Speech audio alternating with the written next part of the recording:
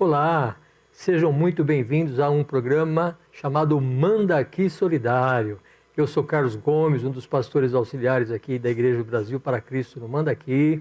E quando eu disse um programa, é porque nós temos uma grade de programas, 5 programas na verdade, que vão ao ar todos os dias. Esses programas fazem parte da grade do Manda Aqui Online e você está convidado a participar. Todos os dias, às 15 horas, você tem um programa diferente, tem um assunto diferente, que com certeza vai abençoar a sua vida. Para você que está passando aí pela primeira vez, eu quero falar um pouquinho para você do que é o Manda Aqui Solidário.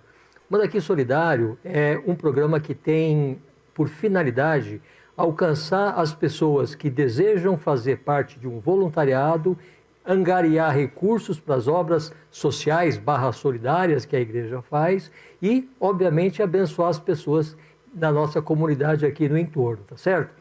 Manda Aqui Solidário é um programa que nasceu com a perspectiva também de influenciar outras pessoas para fazerem. Porque é muito bom quando você vê alguma coisa bacana e você vai reproduzir aquela coisa bacana e de repente você vê que o resultado é surpreendente. E quando esse resultado ele se traduz em ajudar pessoas, é muito gratificante. Então, a cada semana nós estamos aqui trazendo um entrevistado diferente, falando de um assunto diferente. Aqui na nossa Igreja do Brasil para Cristo no Manda Aqui, nós temos 3 frentes sociais /solidário. Pastor, por que você fala social /solidário? É porque trabalhos sociais, por exemplo, os órgãos governamentais fazem. Mas eu te pergunto uma coisa, os órgãos governamentais estão preocupados com a vida das pessoas? Estão preocupados de fato com o bem-estar das pessoas? Então o solidário, ele traz essa questão da empatia, de nós nos colocarmos no lugar da pessoa que nós estamos atendendo e isso certamente qualifica o nosso trabalho como um trabalho diferenciado, porque a base desse trabalho é o amor. É o amor que nós recebemos de Cristo, é praticar os ensinamentos que nós recebemos de Cristo na vida das pessoas que precisam, tá certo? Nossas frentes sociais aqui são compostas pelo GEAS, que é o Grupo de Evangelismo e Ação Solidária. O GEAS ele sai às noites e madrugadas nas ruas aqui da região para atender as pessoas. Primeiro, atende a sua necessidade básica, que é de alimentação, que é de um agasalho agora no inverno que está chegando, mas principalmente, nós apresentamos o plano de salvação para essas pessoas, para que elas tenham a oportunidade de conhecer a Cristo e de verdade ter a vida delas transformada. Temos um outro braço social também, que é o Instituto José Sampaio da Silva. O José Sampaio da Silva é um instituto que tem mais de 30 anos, que também atende a comunidade com a parte de alimentos, com a parte de cursos, com a parte de farmácia e uma série de outras coisas que eles desenvolvem lá. E temos também o SAM, que é o Serviço de Assistência Missionária. O SAM funciona todos os sábados num prédio anexo aqui da nossa igreja, oferecendo cursos para a comunidade. É muito gratificante você ver uma criança, por exemplo, de 6 anos, 7 anos, uma menina cuja mãe, cujo pai não tinham condições de pagar um curso de balé. E essa criança lá, vestidinha, com seu maiô, com a sua sapatilha e se desenvolvendo nessa arte tão bonita que é o balé. Citei o balé como exemplo, mas existem outros cursos também, como curso de português, curso de comunicação, curso de inglês, de espanhol, tem uma série de cursos. Aí no final você vai ter os nossos contatos aí na tela e você pode entrar em contato e pegar mais informações, tá certo? Bom, chega de falar sozinho, né? Eu hoje tenho aqui um convidado muito especial, que é um irmão nosso, é um parceiro nosso, que veio falar sobre empreendedorismo, empreendedorismo social. E para falar sobre empreendedorismo, eu trouxe aqui hoje o meu amigo Aaron Ramos. Boa tarde, boa noite, Aaron. Tudo bem com você? Boa noite, pastor. Graças a Deus, tudo bem. Muito feliz de estar aqui. Que bom. Poder compartilhar um pouco com vocês. Que bom, que bom. É uma alegria a gente poder te receber aqui para você compartilhar um pouco da tua experiência e um pouco daquilo que o instituto que você preside lá faz, né?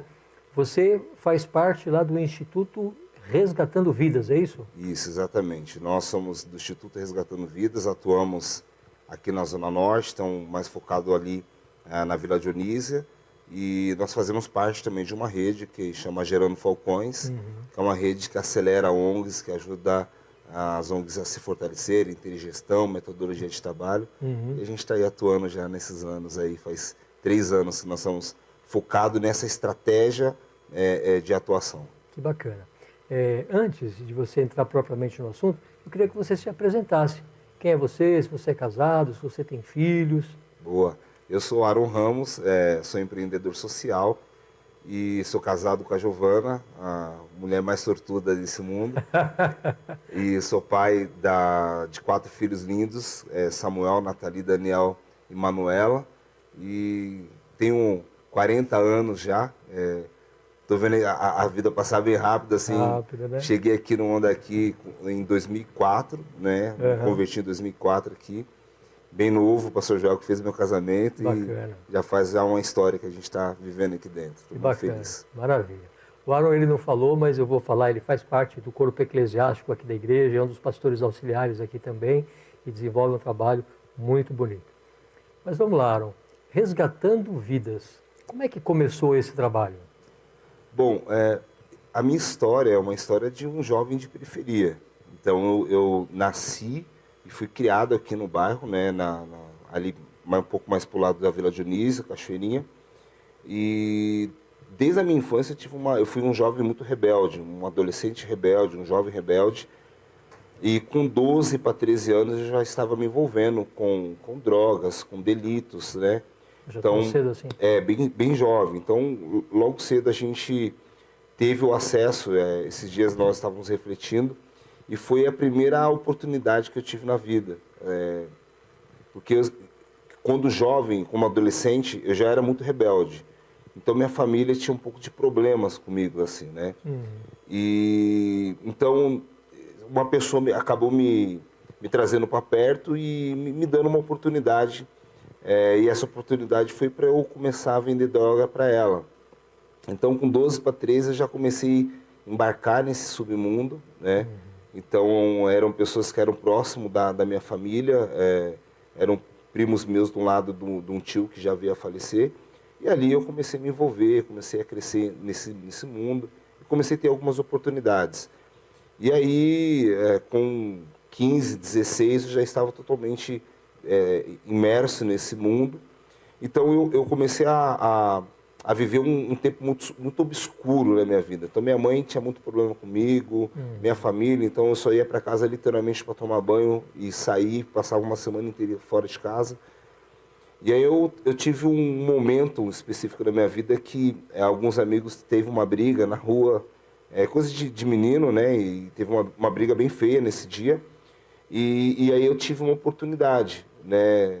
Eu lembro que eu estava com uma arma na cintura, um saco de pão, e uma das pessoas que estava do outro lado da briga era uma pessoa que jogava basquete comigo. E ele disse, vou te dar um... naquela época a gente dava muita gíria, né? E ele disse, eu vou passar um pano para você, sai fora, que eu vou passar um pano aqui.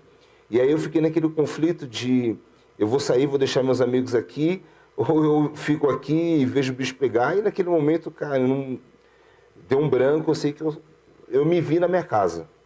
Literalmente eu me vi na minha casa, eu não vi o trajeto.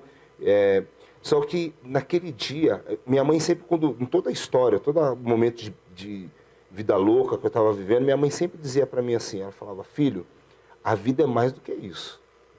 Filho, a vida é mais do que isso. E naquele dia, eu estava com um saco de pão na mão, e aí eu lembro que eu comecei a refletir sobre isso. E aí minha avó sempre pegava o saco de pão e despejava num suporte que ela tinha, e eu peguei aquele saco de pão, peguei um pedaço daquele saco de pão e escrevi. Eu falei, se a vida é mais do que isso, eu vou escrever algumas coisas que eu sempre tive vontade. Então eu lembro que eu escrevi até um tempo atrás eu tinha esse pedaço de papel escrito, então eu escrevi que eu queria ter uma família estabilizada, eu queria casar e ter filhos. Eu escrevi que eu queria fazer faculdade. O meu terceiro sonho era trabalhar em 4 multinacionais. Eu escrevi as empresas, porque eu passava na frente das empresas e eu falava, uau, que empresas bonitas. Escrevi 4 multinacionais e eu queria ter um chuveiro quente. Porque a minha revolta de infância era que o chuveiro da minha mãe em volta era todo gelado e no meio tinha aquelas gotas quentes, assim, e eu só tomava banho gelado. E aquilo me trazia uma revolta muito grande. Então eu comecei a trilhar aquele caminho. E aí a minha história, eu tive uma oportunidade, Deus me deu a oportunidade de conhecer Ele. Deus me deu num momento específico da minha vida, saindo dessa tribulação. Eu lembro que eu tive um relacionamento, tive uma namorada, e aí essa namorada me deixou num momento muito triste. E aí eu lembro que uma prima minha estava muito mal no final de ano, e a minha prima falou: "Pô, eu vou numa igreja e tal, vamos lá na igreja." E eu falei: "Que igreja? Sai fora, negócio de igreja." E acabou que eu fui na igreja, fiquei um ano indo nessa igreja, mas não tinha contato nenhum com ninguém daquela igreja. E aí um dia minha prima disse assim: "Cara, tem uma igreja perto de casa." E essa igreja era lá em São Mateus. Longe, né? E aí minha prima disse: "Meu, uma pessoa me convidou." Ele era líder de jovens aqui há muitos anos atrás. Demas, o nome dele, Demas. E aí ela disse: "Ele está me convidando a gente para ir num culto lá, num culto de manhã e tal, vamos lá conhecer." E tal. Eu falei: "Pô, igreja, perto de casa, o pessoal vai me ver, vixe, vai me queimar." Resumindo, eu acabei vindo aqui, 2004. Eu lembro que eu vim aqui, se eu não me engano, foi 2004. Foi logo estava tendo, acho que, festa dos estados, alguma coisa assim. Mas o culto que eu vim foi pela manhã, foi no culto pela manhã. E aí eu vim, olhei, gostei da igreja, fui Aliás, bem era recebido. nesse espaço onde nós estamos hoje, né? Exatamente, era um galpão que tinha aqui.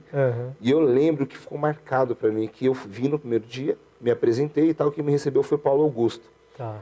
E aí depois, naquela semana, eu recebi uma carta aqui da igreja. Eu recebi uma carta dizendo: "Ó, seja bem-vindo" e tal. Eu falei: "Pô, mandaram uma carta para mim."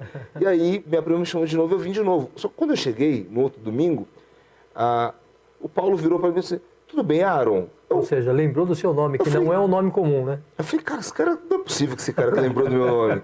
E aquilo me marcou. E eu falei: "Cara, eu fui bem recebido."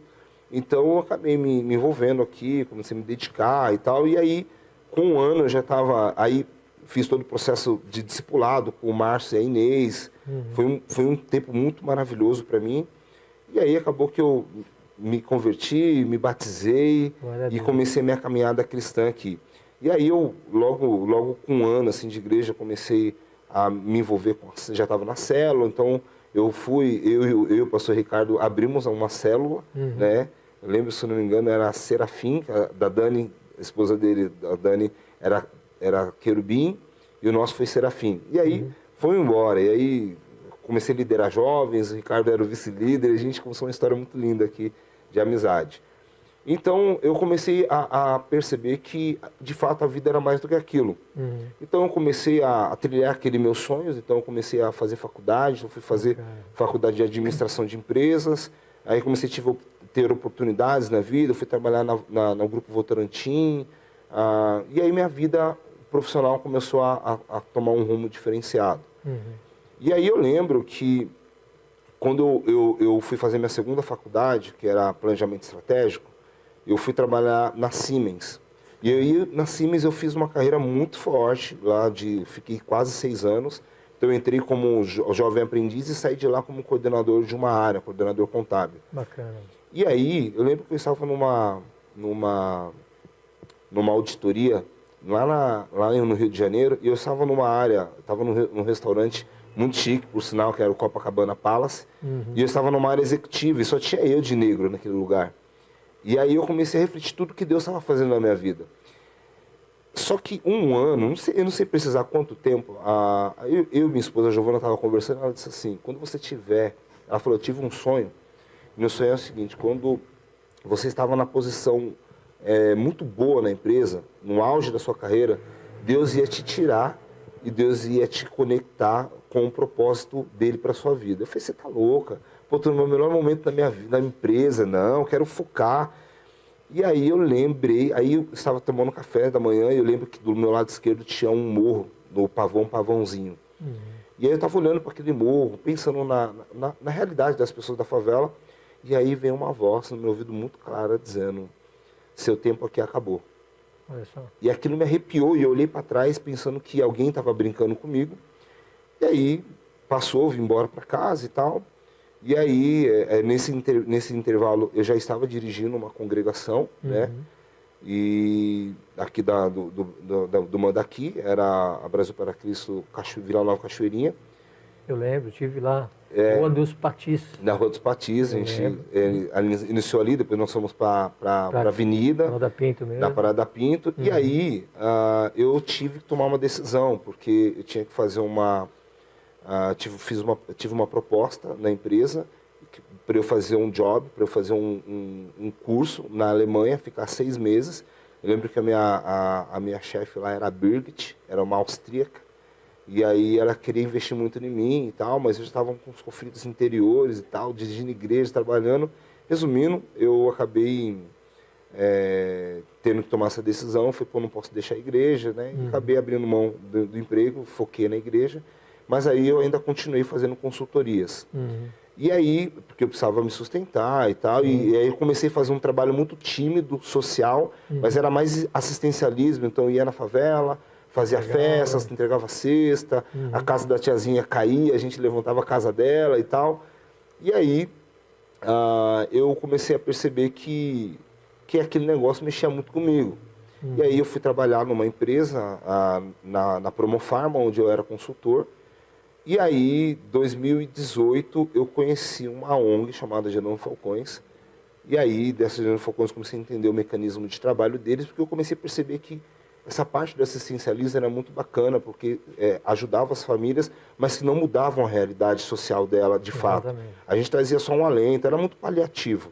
E eu queria fazer algo que mudasse de fato, porque como a minha vida foi mudada. Então, eu fui um cara eu sempre fui muito curioso. Sim. Então, tudo que eu aprendi, então eu sou muito bom. O pessoal brinca que lá na ONG o pessoal fala que eu sou o cara do Excel. Então, Excel, planilhas, essas coisas, né? Apresentação, PPT. Então, fui muito bom, sempre fui muito bom com isso, porque eu sempre fui função. Nunca parei um curso para trabalhar, para fazer um curso para aprender. E aí eu lembro que nessa empresa, a dona da empresa me apresentou, o Edu Lira, né? Fui lá e fui fuçar os vídeos dele. Falei, cara, queria conhecer esse cara. Eles estavam num processo seletivo para... Edu Lira é da Gerando Falcões. Da Gerando Falcões. Edu Lira é o líder, o CEO da Gerando Falcões. Eles tinham acabado de abrir um edital para começar a ajudar ONGs que queriam se desenvolver, se destacarem. E aí, 650 ONGs do Brasil inteiro se cadastraram. Eu não tinha um trabalho sólido, eu tinha um sonho. Eu era um cara muito organizado, então eu consegui fazer um projeto muito bonito, muito bem arrojado. E eu peguei o líder da Gerando Falcões e levei ele dentro da favela, porque eu conhecia os traficantes. Então eles gostaram do meu projeto, gostaram do meu perfil. E eu gosto de falar isso aqui porque é muito importante. O Edu, ele se conectou comigo por causa também da nossa linha de fé, a nossa regra de fé. Então, ele também é cristão, e aí a gente começou a se conectar. Mas não foi esse o motivo que me fez passar no processo seletivo, obviamente, porque eu passei por uma bancada. E eu vou falar isso aqui, eu nunca falei ao vivo. Opa! Mas no processo seletivo da Gerando Falcões, eu quase não passei. Só um minutinho, produção, bota exclusivo aí. Então, no processo seletivo da Gerando Falcões, eles defendiam que eles não eram adeptos a aquelas pessoas que defendiam uma religião ou tinham proselitismo. E aí eu passei por uma bancada, literalmente, de 5 ou 6 pessoas, para eles perguntando como que seria, como que eu ia receber um homossexual, uma pessoa que era de uma fé diferente da minha e tal.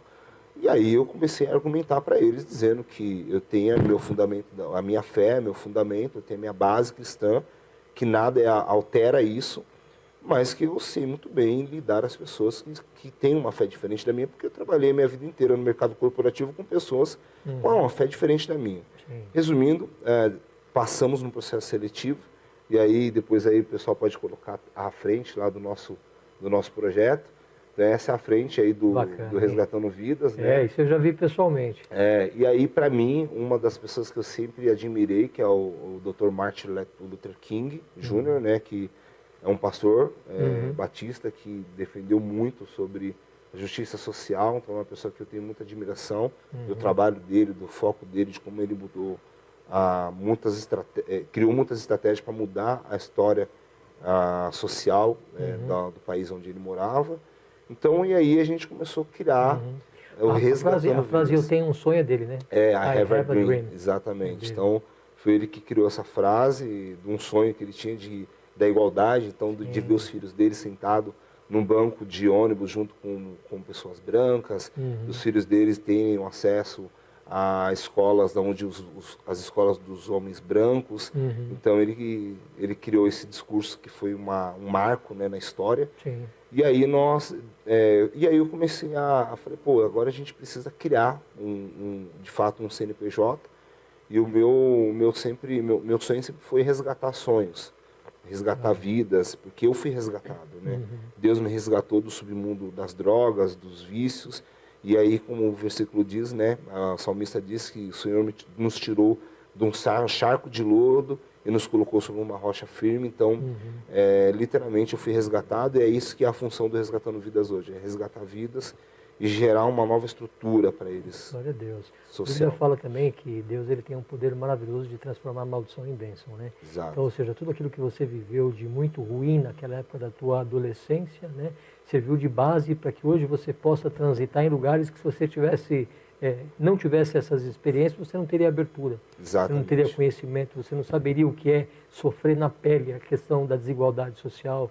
Imagina, né? Dentro dos teus sonhos aí, tem um chuveiro quente. Exato. Que é o mínimo do mínimo do mínimo do mínimo, né? Hoje eu entendo que toda a história, tudo que eu vivi, tudo que eu sofri, toda a minha vida foi por um propósito, literalmente. E eu lembro que quando nós iniciamos a congregação que a gente tinha na época, a gente colocou um versículo atrás, que é um versículo que marcou a minha história, que é: onde abundou o pecado, superabundou a graça. Então, para mim, é isso que eu vivo hoje. E eu sou muito grato a Deus por tudo que Deus tem nos proporcionado e nos ajudado a proporcionar agora para algumas famílias aqui da Zona Norte. Maravilha. Então, hoje, o Resgatando Vidas, tem uma segunda tela aí. A gente atua hoje em alguns, né, com um sonho. Então, o nosso sonho hoje é resgatar sonhos, mudar vidas e gerar oportunidades. E aí a gente entendeu depois que nós tínhamos que trabalhar com 4 pilares. Então a gente conseguiu estabelecer esses 4 pilares dentro do Instituto para a gente poder fazer um trabalho de uma forma mais efetiva e até as pessoas comprarem o nosso sonho. Então hoje a gente trabalha com esporte e cultura. Então nós temos 7 oficinas, 410 crianças atendidas nessas oficinas. Hoje nós atuamos aos sábados com elas, mas a partir agora do dia 1º de julho nós temos a alegria, nós alugamos um prédio incrível, montamos uma estrutura incrível que nós vamos atender agora de segunda a sexta-feira no esporte e cultura. Nós temos também um prédio hoje que é a nossa sede, que é o centro de qualificação profissional. Então hoje a gente atende 145 jovens em vários cursos diferentes, administração, rotinas administrativas, programação, o pacote Office. Bacana. Então tem uma série, e também nós temos agora um 4º curso, que é o socioemocional. Porque a gente estávamos trabalhando com a parte de qualificação profissional, e aí a qualificação profissional tem o objetivo de qualificar tecnicamente o jovem e também encaminhar ele para o mercado de trabalho. Mas a gente estava mandando para o mercado de trabalho vagas prontas, assim, que era eles irem falar que é do Resgatando Vidas e ia passar. Mas a cada 10 que a gente mandava para o mercado de trabalho, 5 não ia de cara. E 3 ia muito inseguro e 2 ia mais seguro. E a gente falou, cara, mas por quê? E aí a gente começou a conversar com eles. Por que aqueles que não iam, por que você não ia? Não, porque me deu um desespero na hora. Eu fiquei com medo da cor do meu cabelo ruim. O outro porque não tinha o dente, o outro porque, não tinha roupa para ir. E a gente começou a entender que, na verdade, era uma falta de estrutura emocional. Então, hoje nós temos 3 psicólogas, uma fixa e 2 que são voluntárias, que atuam. Então, assim, passou pelo curso socioemocional, obrigatoriamente precisa passar, passou pelo curso técnico, rotina administrativa, design de sobrancelha, pacote Office, obrigatoriamente eles precisam passar na trilha do socioemocional. Porque eles passando pelo socioemocional, eles conseguem ter uma maturidade, uma inteligência emocional mais sólida para poder encarar o mercado. Então, até hoje, para mim, tem reuniões que eu vou, por exemplo, nós fizemos um jantar de captação de recursos há 15 dias atrás e nós tínhamos 150 empresários e ali tinha os maiores empresários da Zona Norte, né? E para mim é muito difícil estar perto dessa galera.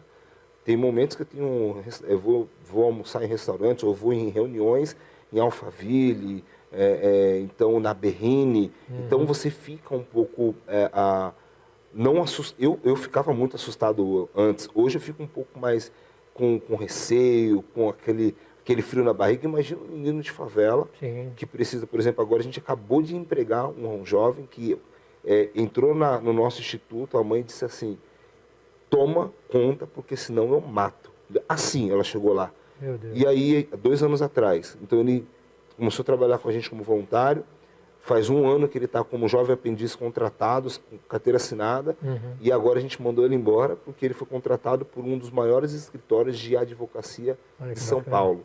Agora imagine esse menino de favela, indo trabalhar como jovem aprendiz num escritório, num dos maiores escritórios de advocacia de São Paulo. Olha que bem. Então é muito bom, mas ele mesmo está assim, em pânico, né? Então aí a empresa foi muito cuidadosa em mandar um recurso financeiro para que ele pudesse comprar roupa. Então assim, foi muito cuidadosa. Mas então o socioemocional tem essa característica de capacitar o socioemocional do jovem, porque o que ele está acostumado é barraco de madeira, não ter o que comer. Então a gente ensina como comer, o que comer, como se portar. Então, uma outra realidade. Porque as pessoas não têm a realidade, não entendem a realidade da favela hoje. Eu tive a experiência de levar a Thalita do pastor alguns meses atrás em uma das favelas que a gente atende, e ela compartilhou, porque ela tem experiência de campo, de ter ido para um outro país, ter ido para o Nordeste. E a gente só tem uma noção muito da pobreza extrema fora do país. E a gente não entende, por exemplo, a gente fez uma campanha um tempo no Natal e nós demos um kit de higiene para as crianças. E aí as crianças abriram o kit e pegaram a pasta de dente e começaram a passar na pele, achando que era creme. E a gente falou, não, é creme dental. Mas para que é isso, tio? Olha e a gente falou, não, para escovar os dentes. Mas aqui tão perto da gente. Shampoo, tem criança que não sabe por que serve shampoo, e parece que é loucura nossa, mas é a realidade da favela. Olha isso. Então, o papel do Instituto, então, é sociabilizar os jovens de favela. Então a gente traz para perto, conversa, bate um papo, bota num curso de esporte e cultura, depois ele entra na trilha de qualificação profissional, já entra na trilha do socioemocional, quando está pronto a gente manda ele para o mercado de trabalho. Bacana. Eu observei que quando você fala do lugar onde essas pessoas vivem, você se refere a elas como favela, a esses lugares como favela. Sim. A gente sabe que tem algumas pessoas que se referem como comunidade. E eu sei, né, aprendi com você, aliás, que existe uma diferença do conceito de favela e comunidade. Por que você não chama de comunidade? Favela, comunidade, a gente entende que é um lugar organizado, como uma unidade. Então está todo mundo dentro do mesmo propósito, do mesmo objetivo. E a favela não vive esse momento. A favela, na verdade, é um território totalmente insalubre, que eles vivem lutam por sobrevivência. Então, nós vamos chamar ainda a favela de comunidade, em breve. Né? Então, o Edu Lira, da Gerando Falcões, e nós abraçamos essa missão, diz que a meta dele, da Gerando Falcões, e nós embarcamos junto, é fazer com que a miséria da favela seja mandada para o museu antes de Elon Musk colonizar Marte, porque Elon Musk está na luta, está lá, e nós estamos lutando contra isso. Então, o nosso papel como organização social é ajudar essas favelas a se organizarem. Né?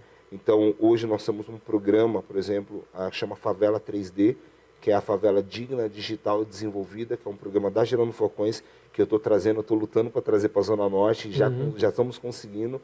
A ideia é o seguinte, é pegar uma favela, hoje está acontecendo isso lá na favela São José do Rio Preto, então eles derrubaram a favela literalmente e estão construindo uma nova favela, com moradia, com um centro de formação técnica, de qualificação profissional, um centro de esporte e cultura, um centro onde eles têm uma organização coletiva para que eles possam, aquelas pessoas que fazem coleta Seletiva de lixo, então eles têm um polo onde eles conseguiram organizar e fazer com que aquilo se torne um recurso para a favela, para a comunidade, e tem toda uma dinâmica. Então tem um projeto que é, primeiro, trabalhar no lado socioemocional do morador de favela, porque se você pega uma casa, entrega para ele, automaticamente eles pegam e vendem na hora, ou alguns demoram um pouco, mas depois acabam vendendo, porque o mindset dele não foi mudado.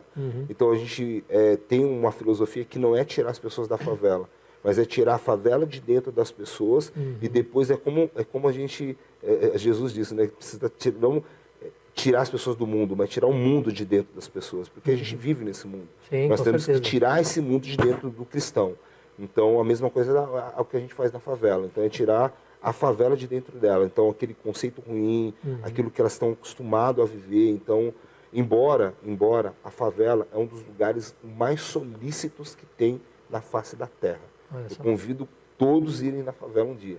Na favela, eles dividem o açúcar, o arroz, o pão. Então, tem uma generosidade entre eles, uma empatia muito grande, né? Na favela, a grande verdade é que a favela é muito raro você ver pessoas passando fome, em extrema fome. Porque sempre tem aquele que você não tem arroz, eles vivem em extrema vulnerabilidade. Então, ambientes insalubres para viver, às vezes não tem, assim, tem um arroz e feijão, ou não tem um arroz e feijão, mas sim, eu já cheguei a entrar em barracos de favela, onde tinha 6 crianças dentro do barraco, o pai e a mãe, e a criança com um saco de fubá na mão, aqui perto de nós. E a mãe disse, eu só tenho fubá, e eu consegui um pouquinho de açúcar, que eu vou fazer um batido de fubá com água e açúcar para ele comer. Então, era o que tinha para aquele dia. Eu já cheguei a ver mães pegarem barro com água para dar para o filho, para que ele não morresse de fome. Eu já vi. Meu Deus. Porque estavam num lugar muito excluído, né? Então a gente conseguiu trazer, porque a favela, ela tem aquela zona que, por exemplo, eu tenho uma favela que é o mais atual, que é a favela da Mazali. Então tem onde tem a alvenaria, depois tem aquelas que tem parafita, que é só madeira, ou melhor, aquelas que são só madeira, e tem aquelas do parafita, que é na beira do córrego. Então aquelas aqui estão em extrema vulnerabilidade. E às vezes quando uma doação chega na base, não chega dentro da favela. Então a minha estratégia de ajudar, então a nossa ONG se tornou um hub de ajuda para outras organizações. 2020, 2021 nós conseguimos entregar 22 mil cestas básicas, só a nossa ONG, 2020 e 2021. E hoje nós temos um raio-x das 22 mil cestas básicas. Se você for hoje na minha organização e procurar o Paulo ou a Maria, nós sabemos aonde está cada nome, porque nós temos um raio-x. Então, quando uma família recebe uma doação, nós colocamos lá o nome da pessoa, o endereço, o telefone e tiramos uma foto dela, para que a gente possa comprovar que a cesta chegou onde precisa chegar. Ótimo. Então, quando a gente vai ajudar, nós mapeamos antes, então as ONGs nos ajudam mapeando, então a gente sempre tem uma ONG, um parceiro dentro do território, que conhece o território, então a gente usa eles como canal, mas a gente vai em loco a fazer com que a cesta chegue lá nos mais pobres, porque muitas das vezes chega na base, e a base acaba ajudando aqueles que estão ali na superfície, mas lá no profundo não vai. Então, hoje, o trabalho do Resgatando Vida não é um assistencialismo, mas a gente também tem um polo. Então, hoje a Inara, que é aqui da nossa igreja, que cuida do polo esportivo cultural, que faz o raio-x das famílias que estão em extrema vulnerabilidade do nosso polo. Então, ela atende, a Inara é responsável por os 410 crianças e do atendimento delas. Então, hoje a gente tem uma plataforma, um sistema que chama Bússola Social, onde a gente faz todo o gerenciamento do Instituto. Então, a Inara sabe quem é a criança, se ela faz parte de algum grupo familiar. Então, às vezes, são 3, 4, 5 famílias. Então, a gente tem esse raio-x, porque, às vezes, a gente entrega, muitas das vezes, uma cesta para cada aluno. Mas, às vezes, tem famílias que têm 6 alunos, né, dentro do polo. Então, a gente acaba não entregando 6 cestas básicas. A gente acaba entregando 3 ou 4, porque a gente sabe também que a demanda deles é alta.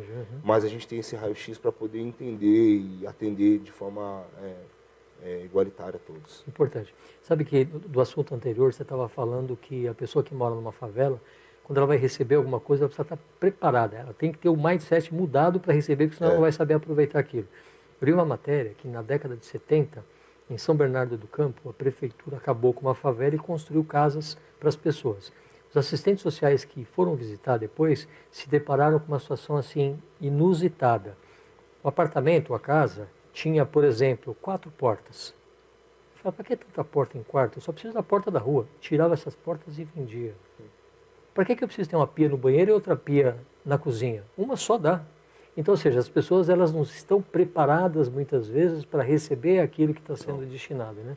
A gente, por exemplo, bem recente, né, nós acabamos de fazer um mapeamento numa das favelas aqui perto, a favela das Akinash, e nós começamos a identificar que muitos moradores que são donos de apartamentos do conjunto habitacional então tem um conjunto habitacional, que se não me engano são 20 prédios, e tem uma favela do lado. Isso. Então a gente levantou que quase 50% dos moradores dessa favela, 100% madeira, são proprietários dos apartamentos. E tem esses apartamentos alugados.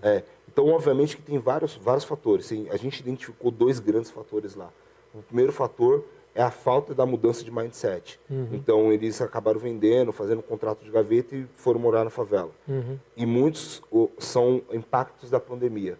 Então, as pessoas não conseguiram sustentar o custo do apartamento. Eles alugaram um apartamento, né, por R$800, R$1.000, e foram morar num barraco de madeira, que eles pagam 200, 300, e eles sobram 300 para eles poderem sobreviver. Olha só. Surreal, né? Surreal. Agora, recentemente, nós fizemos. Inclusive, agora nós vamos fazer, agora em junho, nós vamos fazer um censo lá, porque nós queremos fazer um trabalho mais forte, com um apoio com o Grupo Baumgart e o Cidade Center Norte, e eles querem fazer um trabalho de empregabilidade e também trazer um programa forte que a gente está aqui, a Favela 3D, e a gente precisa fazer um levantamento, mas é muito difícil, é muito difícil.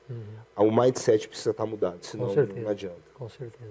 A mudança tem que vir de dentro para fora, né? É isso. Não tem jeito. É isso. Tá certo.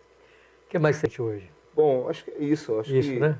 tem ali a tela ali do meu sonho, né? Então eu tenho um sonho muito forte, muito grande, que é tornar o nosso instituto um hub, né, de formação de pessoas. Então a gente quer, hoje nós estamos dentro desse hub, nós temos a parte de qualificação profissional, nós temos a parte do esporte e cultura, nós temos agora o socioemocional, nós criamos agora os nossos negócios sociais, que é para gerar sustentabilidade para a nossa ONG. Então a gente tem, dentro desses negócios, acho que a última tela, ou penúltima, que é a nossa loja, uma das nossas lojas, né? Essa loja, então a gente tem uma loja hoje de 200 metros quadrados. Hoje ela está gerando sustentabilidade para a nossa ONG. Então hoje é um negócio que gerou emprego. Então hoje nós temos 4 pessoas que trabalham no nosso negócio social, e o lucro dessa operação ela é reinvestida dentro do Instituto. Bacana. Então hoje nós temos a loja como economia circular. Nós abrimos também um negócio que é a nossa agência de emprego.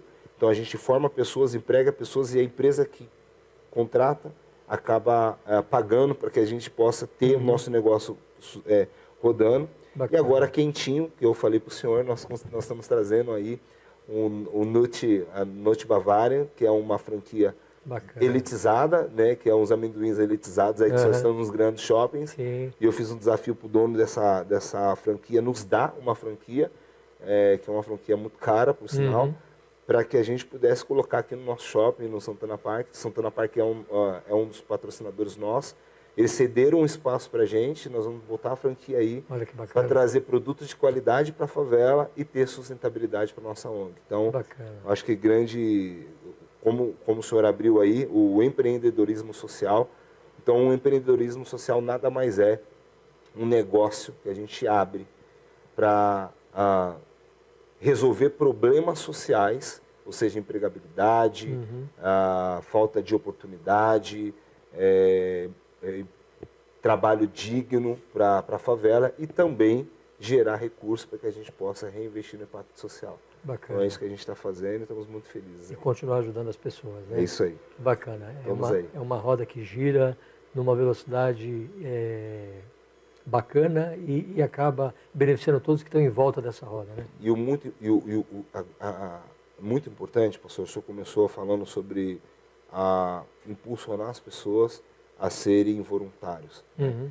Então, e as pontes que são criadas. Estou muito feliz com o Sam, agora que gerou essa oportunidade, né, com parceria com o Sebrae. Sebrae, exatamente. Porque tem muitas pessoas que são empreendedores, mas que não sabem empreender. Uhum.